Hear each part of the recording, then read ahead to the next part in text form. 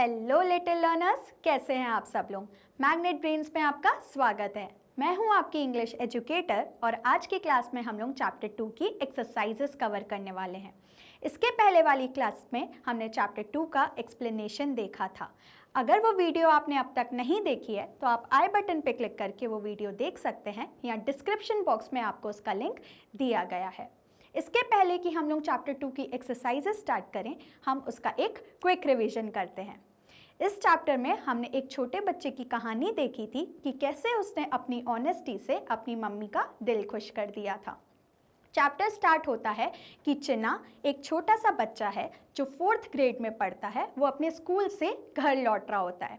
अब रास्ते में उसको अपने चाचा की शॉप पर एक टिंकलिंग बेल्स पसंद आती हैं। अब जब वो टिंकलिंग बेल्स को खरीदने के लिए अपने पॉकेट में हाथ डालता है तो वो देखता है कि उसके पैसे गुम गए हैं। वो उदास होकर अपने घर लौटता है। अब उसकी मम्मी ये सब कुछ नोटिस कर रही होती है कि चिन्ना बहुत उदास होकर घर पर आया है।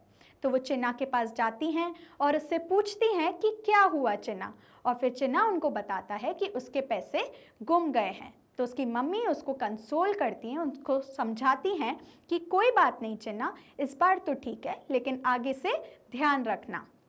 आगे इस चैप्टर में हमें बताया गया है कि कमला, उसकी मम्मी और चिन्ना मार्केट जाते हैं फ्रूट्स और वेजिटेबल्स खरीदने। तो जब वो फ्रूट्स और वेजिटेबल्स खरीदने जाते हैं तो एक फ्रूट सेलर ने चिन्ना को गलती से एक्स्ट्रा पैसे दे दिए थे। तो चिन्ना बहुत शरारती होके अपनी मम्मी के पास जाता है और बोलता है कि मुझे तो फ्रूट सेलर ने एक्स्ट्रा पैसे दे दिए हैं, क्या मैं सिर्फ चॉकलेट्स और टिंकलिंग बेल खरीद लूँ। तो उसकी मम्मी उसको समझाती हैं कि ये बहुत ही गलत बात है और इसको चोरी कहते हैं। तो उसकी मम्मी उसे ये समझाती है और चिन्ना समझता है और उस फ्रूट सेलर को वापस वो पैसे करने जाता है। वो फ्रूट सेलर भी उससे खुश होकर उसकी तारीफ करता है और बोलता है कि आप तो एक बहुत ऑनेस्ट बॉय हो। अब जब चिन्ना की मम्मी ये सब देखती हैं कि चिन्ना ने कैसे अपनी ऑनेस्टी से वो पैसे लौटाए तो वो उससे बहुत ज़्यादा खुश हो जाती हैं। अब वो उसको खुश होके टिंकलिंग बेल्स दिलाती हैं। अब उसको जब वो टिंकलिंग बेल्स मिल जाती हैं तो वो अपने पेट तारा के गले में बांध लेता है। तो ये थी हमारी प्यारी सी स्टोरी ऑनेस्टी के ऊपर। तो देखते हैं अब इसकी एक्सरसाइजेस में क्या दिया गया है। पहली एक्सरसाइज है आपकी let us think. Let us think में आपको क्या करना है कि आपको क्वेश्चन रीड करना है, उसको समझना है और उसको आंसर करना है। देखते हैं पहला क्वेश्चन क्या है। Why was Chinna upset. ये क्वेश्चन हमसे पूछ रहा है कि चिन्ना अपसेट क्यों था, चिन्ना उदास क्यों था।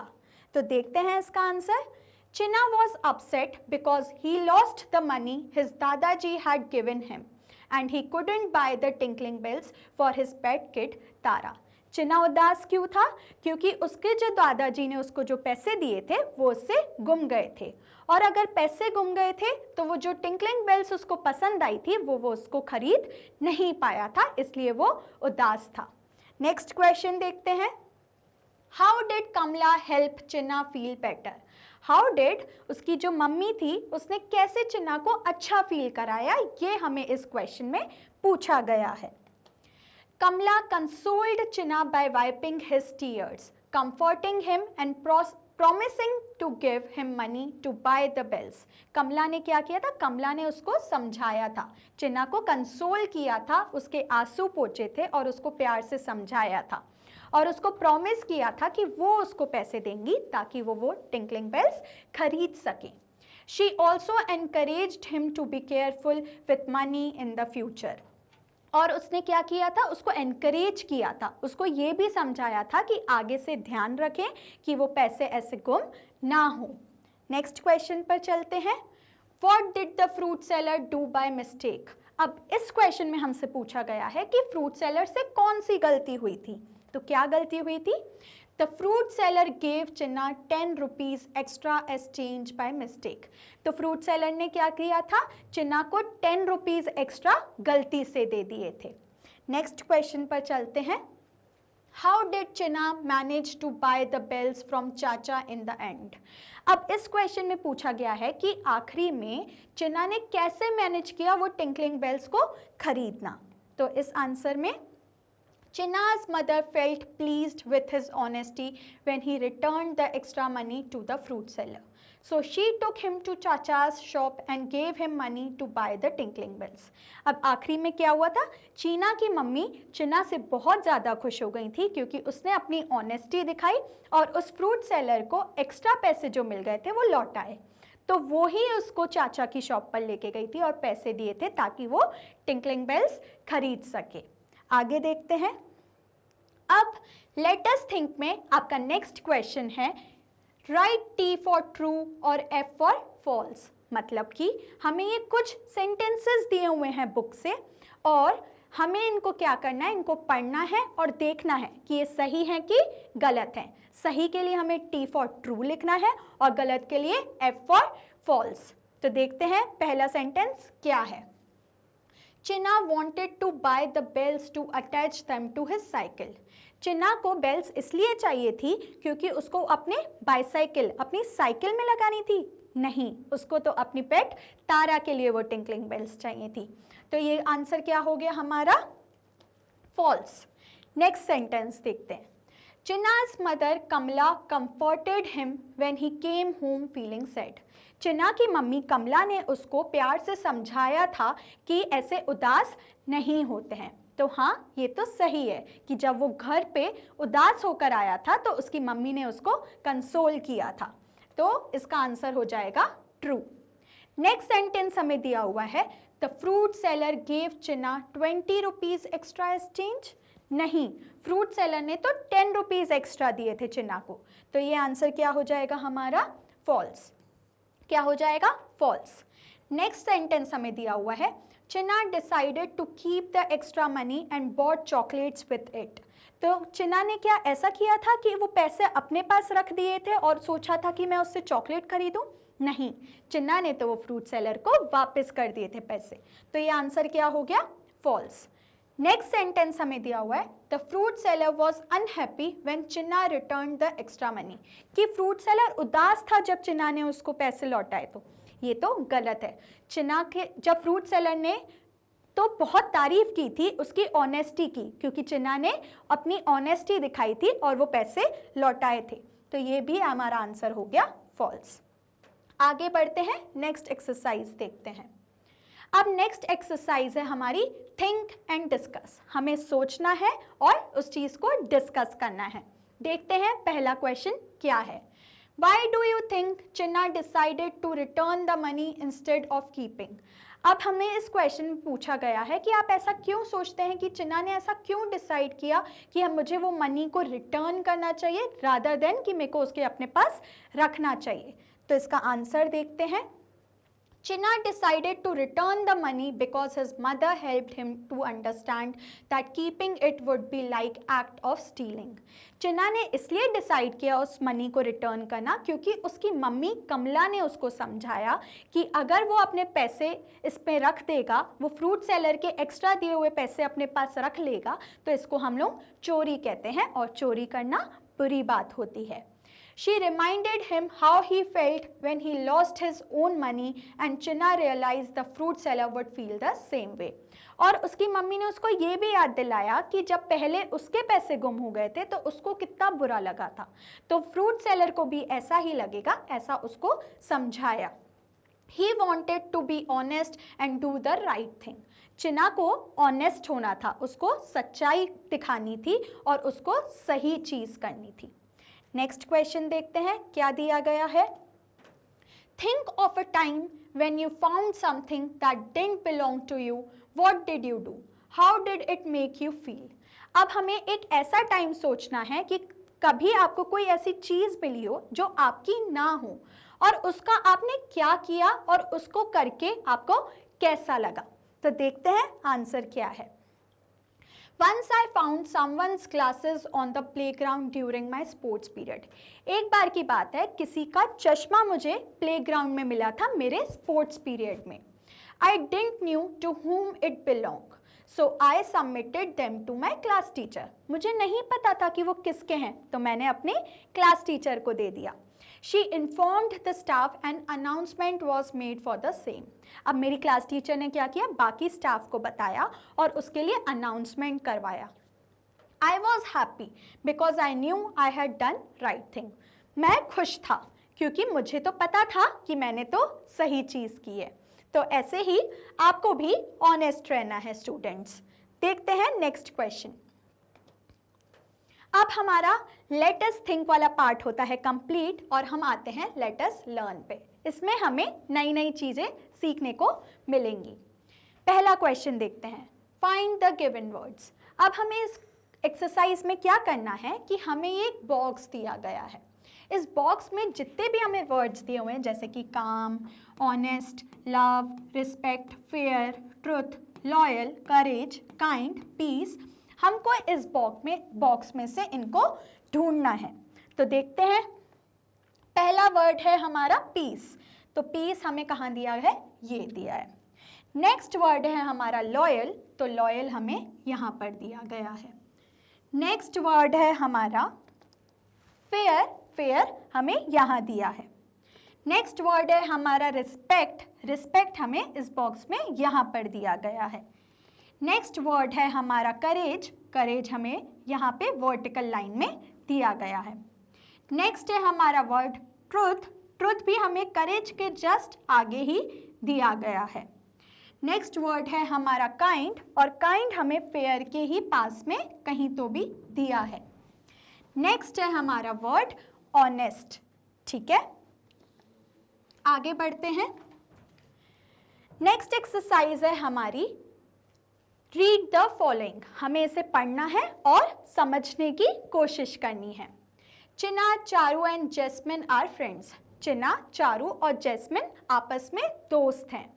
दे स्टडी इन ग्रेड 4 और वो 4th क्लास में पढ़ते हैं, बिल्कुल आपकी तरह। अब देखते हैं पहला सेंटेंस क्या दिया है। चिना इज टॉल। चिना बड़ी है। Second, Charu is taller than Chinna. Charu जो है वो चिना की से भी थोड़ी सी हाइट में बड़ी है। नेक्स्ट है हमारा Jasmine is the tallest person in the group और जैस्मिन जो है उसकी हाइट सबसे बड़ी है। तो चिना है, चारू है और जैस्मिन है। इन तीनों की हाइट के बारे में हमको बताया गया है। आगे देखते हैं। अब हमें बताया गया है कि हम कैसे ER या EST लगाते हैं जब हम किसी दो चीज़ों को कंपेयर करते हैं। तो देखते हैं। We use different forms of adjectives to compare the qualities of people or things. हम लोग अलग अलग टाइप के adjectives यूज़ करते हैं जब हम किसी दो चीज़ों की क्वालिटी को कंपेयर करते हैं, आपस में दो चीज़ों की क्वालिटीज़ को आपस में देखते हैं, तो हम different forms of adjectives use करते हैं। आगे देखते हैं। When we compare the qualities of two people or objects, we add ER to the adjective. जब हम लोग सिर्फ दो क्वालिटीज़ को, दो इंसान की या दो ऑब्जेक्ट्स की क्वालिटी को कंपेयर करते हैं तो हम लोग क्या लगाते हैं? एडजेक्टिव के आगे ER लगाते हैं।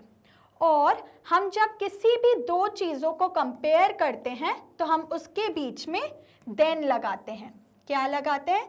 सपोज अभी हमने क्या पढ़ा? चारू इज टॉलर देन चिना। क्या पढ़ा? चारू इज टॉलर देन चिना। तो जब हमने दो पर्सन के क्वालिटी मतलब उनकी हाइट को कंपेयर किया तो हमने बीच में ये क्या यूज़ किया? देन यूज़ किया। तो यही बताया गया है कि हम लोग हमेशा देन का यूज़ करते हैं जब हम लोग किसी दो पीपल या दो ऑब्जेक्टिव को कंपेयर करते हैं। जैसे कि एग्जाम्पल दिया हुआ है, अमन इज़ शॉर्टर देन जिया। यहाँ पे दो लोगों की हमें कंपैरिजन की गई है। किसकी? अमन और जिया की। हमने उनकी हाइट के बारे में बात की गई है। तो यहाँ पे शॉर्ट हमारा हो गया एडजेक्टिव और उसके आगे हमने ER लगा दिया क्योंकि यहाँ पे सिर्फ दो लोगों की बात हो रही है और हमने देन भी लगाया। ठीक है, आगे पढ़ते हैं।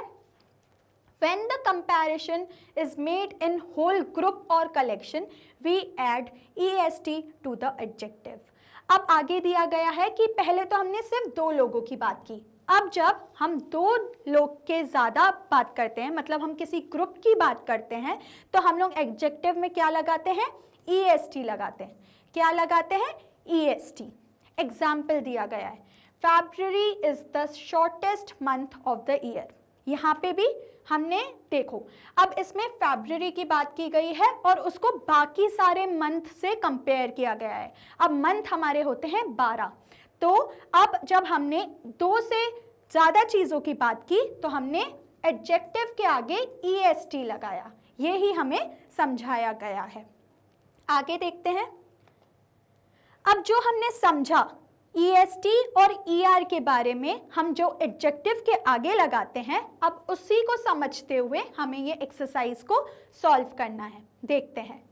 Fill in the blanks using the correct comparison markers. हमें क्या करना है कि इनको फिल इन द ब्लैंक्स करने, मतलब कि खाली जगहों को हमको फिल करना है ER से या EST से। तो देखते हैं, पहला क्वेश्चन हमें क्या दिया गया है। I am tall dash than my brother। अब हमें इसमें किसकी बात की गई है, मेरे और मेरे भाई के बारे में बात की गई है, मतलब सिर्फ 2 जनों की बात की गई है। तो अब हम क्या करेंगे, इसमें तो आपको पता ही है, जैसे कि मैंने आपको पहले वाली स्लाइड में समझाया कि जब हम लोग 2 लोग की बात कर रहे हैं तो हम लोग क्या लगाएंगे, ER। तो I am taller than my brother। Okay, next है हमारा जनवरी is the cold dash month of the year. अब इसमें जनवरी की बात की गई है, जनवरी को बाकी सारे मंथ से कंपेयर किया गया है। अब जैसा कि मैंने आपको पहले वाली स्लाइड में बताया, मंथ हमारे कितने होते हैं, 12। तो यहाँ पे क्या आ जाएगा, ये 2 से ज़्यादा हैं, तो यहाँ पे क्या आ जाएगा, EST। तो January is the coldest month of the year. Next sentence देखते हैं। An ant is dash than elephant. अब हमें क्या पूछा गया है, किसके बारे में बात की गई है, एंट और एलिफेंट के बारे में। यहाँ पे मेंशन किया हुआ है कि यहाँ पे 2 लोग की बात हो रही है, एंट और एलिफेंट की, तो यहाँ पे क्या आ जाएगा, ER। नेक्स्ट पे आते हैं। माई sister is smart dash than me. यहाँ पे फिर 2 लोग की बात हो रही है, सिस्टर और मेरे बारे में बात हो रही है, तो क्या हो जाएगा, ER। My sister is smarter than me. Next क्या दिया गया है, Jay was the fast dash person in the race. अब इसमें जय की बात की गई है, एक रेस हो रही है जिसमें जय सबसे तेज भाग रहा था। अब हमें ये नहीं बताया गया है कि कितने लोग थे, तो मतलब 2 से ज़्यादा लोग थे। तो Jay was the fastest person in the race. I hope आपको ये एक्सरसाइज अच्छे से क्लियर हो। आगे बढ़ते हैं। नेक्स्ट एक्सरसाइज हमें दी गई है, circle the word that means the opposite of the highlighted word in each sentence. इस एक्सरसाइज में हमें क्या दिया है कि हमें कुछ सेंटेंसेस दिए हुए हैं जिसमें कुछ वर्ड हाईलाइटेड हैं, मतलब उनका हमको ऑपोजिट वर्ड लिखना है, उनका हमें उल्टा वर्ड लिखना है। तो देखते हैं पहला क्वेश्चन क्या है। Chacha showed him some beautiful tinkling bells. चाचा ने उसको ब्यूटिफुल टिंकलिंग बेल्स दिखाई। तो ब्यूटिफुल का ऑपोजिट क्या होता है, अगली। क्या होता है, अगली। नेक्स्ट क्वेश्चन पर चलते हैं। The fruit seller was happy that he gave Chinna 10 rupees as a reward. तो फ्रूट सेलर खुश था क्योंकि उसने चिन्ना को 10 रुपीज एक्स्ट्रा दिए थे एज अ रिवॉर्ड, मतलब एज अ प्राइज। तो इसका उल्टा क्या हो जाएगा, रिवॉर्ड का उल्टा क्या हो जाएगा, पनिशमेंट। क्या हो जाएगा, पनिशमेंट। नेक्स्ट देखते हैं। नेक्स्ट सेंटेंस हमें दिया गया है, I will give you money to buy the bells. मैं तुम्हें पैसे दूंगी ताकि तुम बाय कर सको बेल्स को। अब बाय का उल्टा क्या होता है, सेल करना। क्या होता है, सेल करना। आगे देखते हैं। Can I buy chocolates with the money, whispered Chinna. अब इधर हाईलाइटेड वर्ड क्या दिया हुआ है, विस्पर्ड। विस्पर्ड का मतलब होता है कान में धीरे से बोलना। अब इसका उल्टा क्या हो जाएगा, चिल्लाना, और चिल्लाने को क्या बोलते हैं, शाउटेड। तो इसका आंसर क्या हो जाएगा, शाउटेड। नेक्स्ट एक्सरसाइज पर चलते हैं।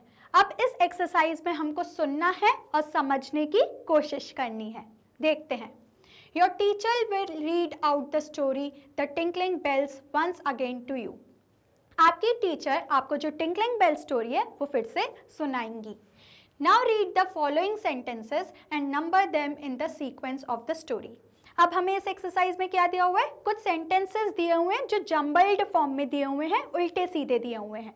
हमको इनको सीक्वेंस में देखना है। तो देखते हैं इसका आंसर। पहला क्या हो जाएगा, चिन्ना wanted to buy bells for his pet at चाचा's shop। तो पहला क्या सेंटेंस हो जाएगा कि चिन्ना को बेल्स खरीदनी थी अपने पेट के लिए चाचा की शॉप से। दूसरा हो जाएगा, Chinna discovered that his money was missing and felt sad. Chinna ने जब देखा कि उसके जेब में तो पैसे ही नहीं है तो वो बहुत ज़्यादा सैड हो गया। थर्ड हो जाएगा, Chinna hugged his mother and told her about the missing money. उसके बाद चिन्ना ने क्या किया था, अपनी मम्मी को गले लगाया था और उनको बताया था कि उसके पैसे गुम गए हैं। नेक्स्ट है, Chinna went to the market with his mother. उसके बाद क्या आ जाएगी कि चिन्ना अपनी मम्मी के साथ मार्केट गया था। नेक्स्ट आ जाएगा, Chinna return the extra money to the fruit seller. उसके बाद क्या किया था चिन्ना ने, जो उसको एक्स्ट्रा मनी दे दी थी फ्रूट सेलर ने, उसको उसने रिटर्न किया था। और लास्ट में आ जाएगा, Chinna bought the tinkling bells after getting some money from his mother. Chinna ने टिंकलिंग बेल्स खरीदी जब उसकी मम्मी ने उसको कुछ पैसे दिए थे। नेक्स्ट एक्सरसाइज देखते हैं। नेक्स्ट है, दिया हुआ है हमें question, what would you do in the following situations. आपको कुछ अब सिचुएशंस दी गई हैं और उसमें पूछा गया है कि आप इस सिचुएशन में क्या करेंगे। तो पहली सिचुएशन देखते हैं, you borrowed your friend's favourite pen, after using it you accidentally broke it, what would you do. अब पहली सिचुएशन हमें दी हुई है कि मैंने अपनी फ्रेंड से उसकी फेवरेट पेन ली थी लिखने के लिए। अब जब मैंने उसको यूज़ कर लिया तो वो मुझसे गलती से टूट गई। तो अब मैं क्या करूँगी, हमें ये इस आंसर में बताना है इस सिचुएशन का आंसर। तो देखते हैं, I would apologize to my friend honestly and offer to replace the pen or do something nice to make up for it। पहले तो मैं उसे अपोलोजाइज करूँगी, मतलब मैं उसको सॉरी बोलूँगी और उसको सच बताऊँगी कि मुझसे आपकी पेन टूट गई है। और फिर मैं उसको बोलूँगी या तो मैं आपको एक दूसरी पेन ला के दे दूँ या मैं कुछ उसके लिए ऐसा करूँगी, उसके लिए कुछ अच्छा काम करूँगी ताकि वो खुश हो जाए। ठीक है, नेक्स्ट सिचुएशन देखते हैं। During a math quiz, your friends ask you to show them your answers because they didn't study. If you don't help, your friends might get upset with you. What would you do? अब next situation दी गई है कि एक math quiz है जिसमें आपके friends आपसे answer दिखाने को बोल रहा है क्योंकि वो लोग पढ़कर नहीं आए थे। अब आप लोग अगर उनकी हेल्प नहीं करेंगे तो उनको बुरा लगेगा। तो अब इस सिचुएशन में आप क्या करेंगे? तो आंसर देखते हैं। I would politely refuse to show my answers because that would be cheating. मैं उनको politely बहुत ही प्यार से मना करूँगा क्योंकि इसको cheating कहते हैं। I would explain that this isn't helpful for their learning. और मैं उनको समझाऊँगा कि अगर मैं तुम्हें आंसर दिखा दूँगा तो तुम कैसे लर्न करोगे। तो इसलिए मैं उनको politely मना करूँगा और उनको ऑफर करूँगा to study together next time instead. और उनको मैं ये भी बोलूँगा कि नेक्स्ट टाइम हम लोग साथ में पढ़ लेंगे। अब देखते हैं नेक्स्ट सिचुएशन हमें क्या दी गई है। You see a classmate taking notebook from the teacher's desk without permission. The classmate tells you not to tell anyone, what would you do. अब इस सिचुएशन में हमें दिया गया है कि आप देख रहे हैं कि आपकी एक क्लासमेट टीचर का जो टेबल है उसमें टीचर की परमिशन के बिना एक नोटबुक उठा रही है और उस क्लासमेट ने आपको बोला कि ये किसी को बताना नहीं। तो आप इस सिचुएशन में क्या करेंगे? I would encourage my classmate to return the notebook and ask for permission properly. मैं अपनी क्लासमेट को एनकरेज करूँगा, उसको समझाऊँगा कि नोटबुक को लेने से पहले टीचर से परमिशन ले ले। If they refuse, I might talk to the teacher about it because taking things without permission isn't right. अगर वो फिर भी नहीं मानी तो मैं टीचर से बात करूँगी और टीचर को बताऊँगी कि उसने बिना परमिशन के नोटबुक उठाई है क्योंकि बिना परमिशन के नोटबुक उठाना सही बात नहीं है। आगे देखते हैं। अब नेक्स्ट सिचुएशन हमें दी गई है। You bring your favourite snack to the school but you find that your classmate has not brought anything to eat.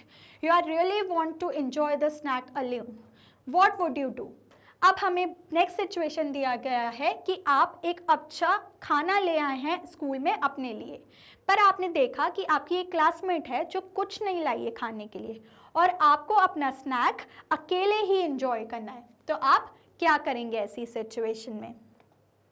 I would share my snack with my classmate because sharing makes both of us happy.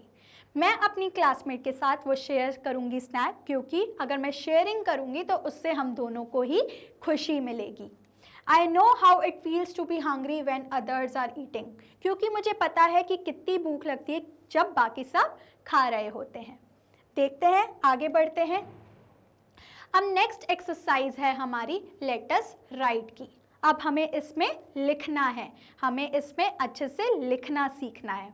देखते हैं इसमें हमारा पहला question क्या है. Frame sentences using the following words from the story.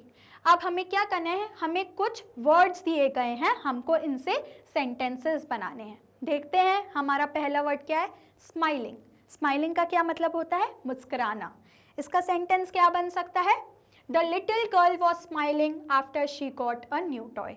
एक लड़की मुस्कुरा रही थी जब उसको नया टॉय मिला. ठीक है, ऐसे ही आप अपना सेंटेंस भी बना सकते हैं. नेक्स्ट देखते हैं मिस्टेक. मिस्टेक का क्या मतलब होता है, गलती करना. देखते हैं इसका सेंटेंस क्या है, I made a mistake on my math homework. अब इसका सेंटेंस क्या लिखा गया है कि मैंने एक गलती करी मेरे मैथ्स के होमवर्क में.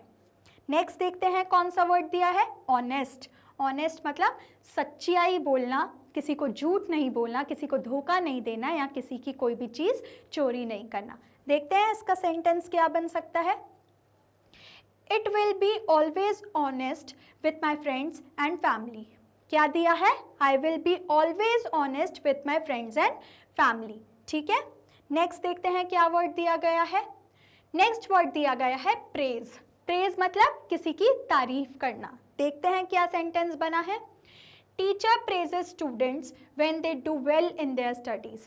टीचर प्रेज करती है, तारीफ करती है अपने स्टूडेंट्स की जब वो पढ़ाई में अच्छा करते हैं.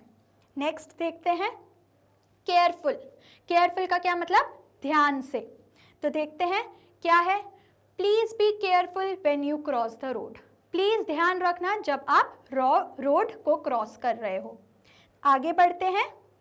अब नेक्स्ट है हमारी एक्सरसाइज. देखते हैं इसमें क्या दिया गया है, draw two national symbols, example national flag या national bird, and write a few sentence about each. अब इस एक्सरसाइज में हमें क्या करना है कि आपको दो नेशनल सिंबल्स बनाने हैं. वो कुछ भी हो सकता है. एग्जाम्पल के लिए दिया गया है कि आप नेशनल फ्लैग बना सकते हैं या नेशनल बर्ड, और उनके बारे में कुछ सेंटेंसेस लिखने. तो देखते हैं, पहला है नेशनल फ्लैग. अब नेशनल फ्लैग के बारे में हमें उसको ड्रॉ भी करना है और उसके लिए कुछ सेंटेंसेस भी लिखने हैं. तो क्या सेंटेंसेस लिखे हुए देखते हैं. Our national flag is called the tricolour और तिरंगा. इसमें पहला सेंटेंस लिखा गया है कि नेशनल फ्लैग को हम लोग ट्राई कलर और तिरंगा भी बोलते हैं. नेक्स्ट दिया है, it has 3 colours, saffron eight the top, white in the middle and green at the bottom. उसमें 3 कलर्स होते हैं. सैफरन सबसे टॉप पर होता है, फिर वाइट होता है मिडिल में, और सबसे बॉटम में क्या होता है, ग्रीन कलर होता है. द ब्लू अशोका चक्र with 24 spokes is in the middle of white band. अब जो ब्लू अशोका चक्र होता है जिसमें 24 स्पोक्स होते हैं, वो कहाँ पर होता है, जो बीच वाली वाइट लाइन होती है उसके बीच में होता है.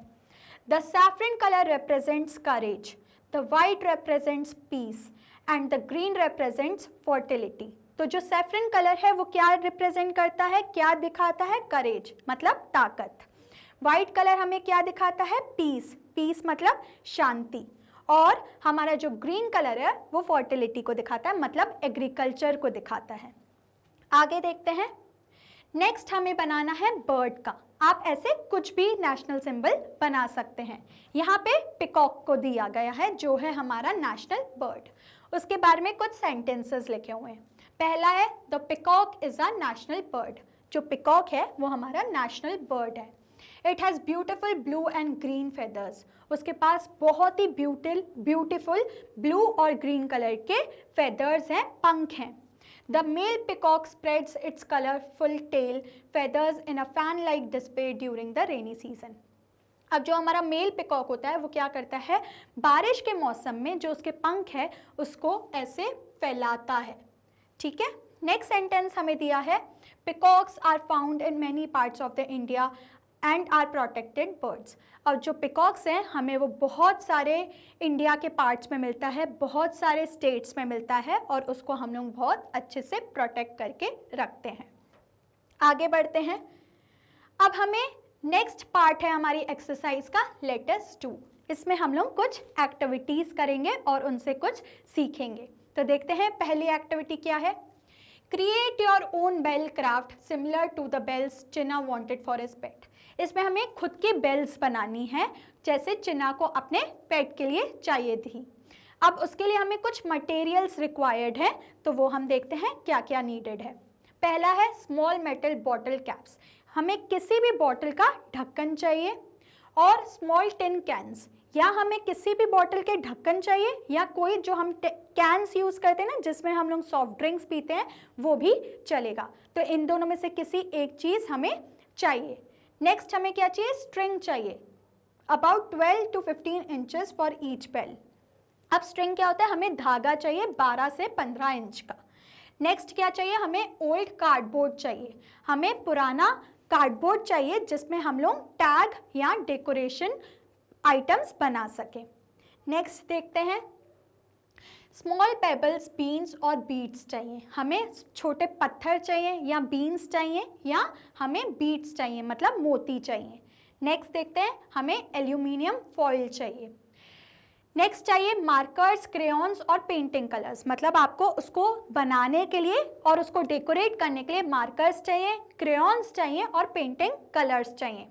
ग्लू और टेप चाहिए, सेफ्टी सिजर्स चाहिए और होल पंच और नेल चाहिए। हमें एक होल पंचिंग मशीन होती है वो भी चाहिए। ठीक है, जब हम लोग पंचिंग करेंगे तो हम किसी अडल्ट सुपरविजन में करेंगे, अपनी मम्मी या पापा के साथ में करेंगे। अब देखते हैं, अब हमें कुछ स्टेप्स दी गई हैं हमें जिसके थ्रू हम ये बेल्स को बना सकते हैं। पहली स्टेप है, if using bottle caps collect around 2 or 3 for each student. अगर हम लोग बॉटल कैप्स यूज़ कर रहे हैं तो एक बच्चे के लिए हमको 2 या 3 बॉटल कैप्स चाहिए रहेंगी। सेकेंड है, if using tin cans you should have an adult help to make a small hole near the top rim of the can for threading the string and also ensure they are cleaned and dried।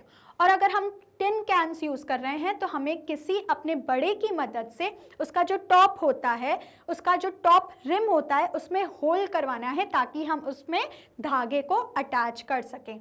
और हमें ये भी ध्यान रखना है कि जो हमारा टिन है वो क्लीन है। ठीक है, आगे बढ़ते हैं। अब पहला स्टेप है हमारा, place 1 or 2 small pebbles, beans और beads inside a bottle cap और a tin can. These will create the tinkling sound when shaken. अब हमें क्या करना है, जो हमें बीड्स या पेबल्स या हमें बीन्स बोले थे लाने के लिए, उसको हमें क्या करना है, जो हमारी कैप है या टिन है जो भी आप यूज़ कर रहे हैं उसके अंदर डालना है। उसके अंदर डालेंगे तो जब हम उसको हिलाएंगे तो उसमें से आवाज़ आएगी। अब स्टेप 2 में हमें करना है, if using a bottle caps glue another cap on the top to seal it, creating a small bell shape. Use a tape around the edges to ensure it stays closed. If using a tin can, the items can remain inside without sealing. अब हमें दिया गया है कि अगर हम bottle की caps use कर रहे हैं तो हमें क्या करना है, एक कैप को दूसरे कैप के ऊपर चिपकाना है, उसके एजेस को साइड से टेप करना है ताकि वो खुले नहीं। और अगर हम लोग टिन यूज़ कर रहे हैं तो फिर तो उसके अंदर हम जो भी चीज़ डालेंगे वो उसके अंदर ही रहेगी। पर अगर हम लोग बॉटल कैप्स यूज़ कर रहे हैं तो एक कैप लेना है, उसमें हमें कुछ पेबल्स, कुछ पत्थर या कुछ मोती डालने हैं और उसको दूसरे कैप से कवर करना है। नेक्स्ट स्टेप है step 3, thread the string or yarn through the hole in the tin can or make a hole in the top of the sealed bottle cap using a nail। अब हमें क्या करना है, धागा attach करना है। अगर हम लोग टिन यूज़ कर रहे हैं तो जैसे कि आपने होल कराया अपने किसी बड़े की मदद लेके, उसके अंदर हमें एक धागा डालना है।